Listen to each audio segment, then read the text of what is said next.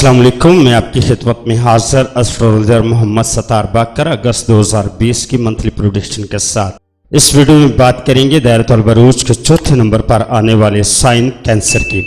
बुर्ज सरतान की अगस्त 2020 में जानते हैं कि आपकी शख्सियत, आपकी आमदनी, आपका कारोबार, आपकी मुलाजमत, आपकी खानगी जिंदगी और आपकी मोहब्बत और आपकी सेहत अगस्त 2020 में कैसी रहेगी। और इसके अलावा अगस्त 2020 में आपकी मुवाफ़क़ और नामुवाफ़क़ तरीक़े कौन सी हैं और इसके अलावा बुर्ज सरतान वालों के लिए कुछ टिप्स भी इस वीडियो में शामिल हैं।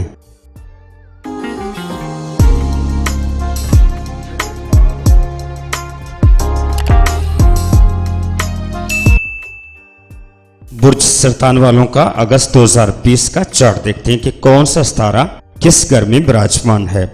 आपके बैतुल ताले यानी पहले घर में अतारत मौजूद है और आपके चार्ट के दूसरे घर बैतुल माल में शम्स मौजूद है और आपके बैतुल कुर्बा, बैतुल इज्जत और बैतुल औलाद में यानी कि तीसरे, चौथे, पांचवें घर में कोई सितारा मौजूद नहीं है। आपके छठे घर बुर्ज कौस में जुम मौजूद है, सातवें घर बैतुल जवाज में मुश्तरी, प्लाटो, जुहल मौजूद है और आपके चार्ट के आठवें घर बैतुल खौफ में भी कोई सितारा मौजूद नहीं है और आपके चार्ट के नौवें घर बैतुल सफर में नेपचून मौजूद है और 10वें घर मरीख और 11वें घर में यूरानस और 12वें घर में रास और ज़ुहरा मौजूद है।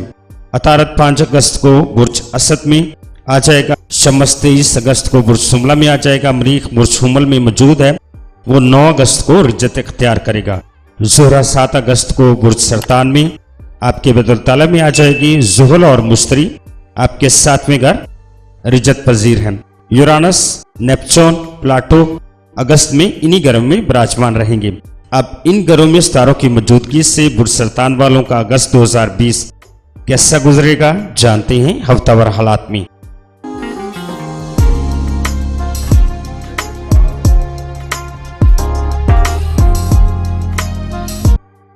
यकम था 8 अगस्त के पहले हफ्ते इस माह सितारों की होने वाली चालें आपके लिए काफ़ी साजगार और पेशेवराना कारकर्दगी के लिए काफ़ी बेहतर साबित होंगी, जिससे आपको काम करने की सलाहियत भी बढ़ेगी और कामयाबियों के चांस भी काफ़ी ज़्यादा मौजूद होंगे। आपके साथ काम करने वाले अफराद भी आपको वही सपोर्ट पेश करेंगे जिसकी आप उनसे ख्वाहिश रखते हैं। ख़ासकर मुलाजिम आपके साथ बड़ा तावन करेंगे और इस बात का भी ख्याल रखें कि आपका कोई मुलाजिम आपसे नाराज़ ना होने पाए, वरना मुश्किलात पैदा होंगी और काम में रुकावटें पैदा हो जाएंगी। इस हफ्ते आपके सफ़र में भी काफ़ी कामयाब मिलेगी, खासकर सफ़र जो मशरक़ की तरफ से किए जाएंगे उनकी कामयाबी का तनासब ज़्यादा होगा। अपने मामलात की तकमील करने के लिए आपको सख्त मेहनत की ज़रूरत होगी और तालिब इल्मों के लिए भी इस हफ्ते कोई ज़्यादा खुशखबरी की बात नहीं है। बहरहाल जैसे भी हालात हों, तालिब इल्मों को अपनी तालीम के साथ जुड़े रहना चाहिए, यही उनके लिए बेहतर है।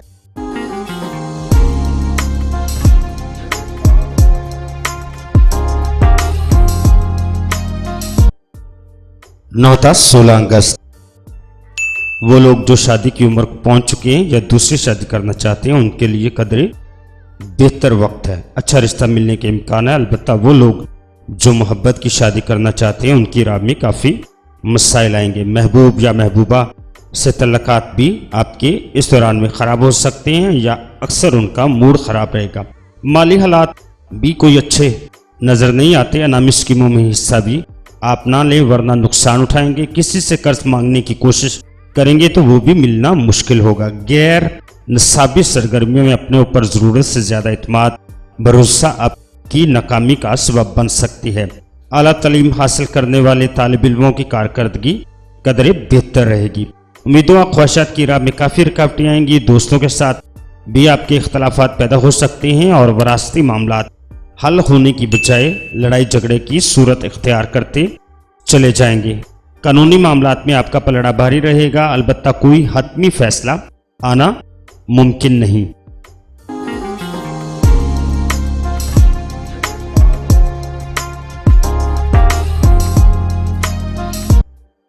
सत्रह था 25 अगस्त। इस हफ्ते के आगाज से ही आप जिस मुखालिफ की तरफ से माल व दौलत मिलने के इम्कानात मौजूद हैं।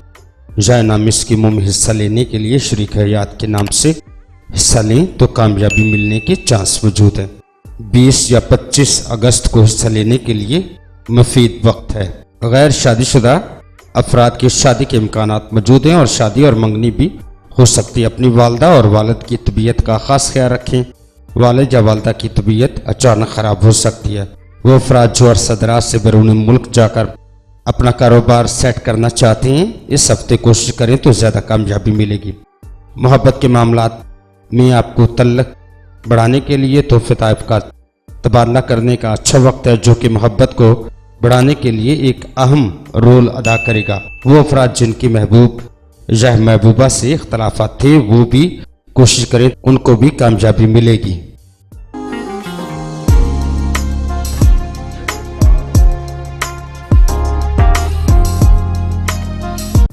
26 تا 31 اگست کا آخری ہفتہ میں آپ اپنی صحت کا خاص خیال رکھیں، کیونکہ کسی پریشانی کے تحت آپ کی صحت خراب ہونے کا خدشہ ہے، اور یہ بھی ممکن ہے کہ آپ کے کیے ہوئے کاموں کی وجہ سے کوئی اعتراضات اٹھیں، اور رقم کے لین دین میں تحریری معاہدہ لازمی کریں تاکہ آنے والے کسی بھی پریشانی سے بچا جا سکے، اور کسی بھی قسم کی تحریری معاہدہ کرتے وقت کسی دوسرے فرد سے لازمی پڑھوا لیں۔ آپ میں تحریری غلطی کرنے کے امکانات موجود ہیں۔ اگر ایسے میں آپ نے احتیاط نہ کی تو آپ کو عدالت کے چکر بھی لگانے پڑ سکتے ہیں۔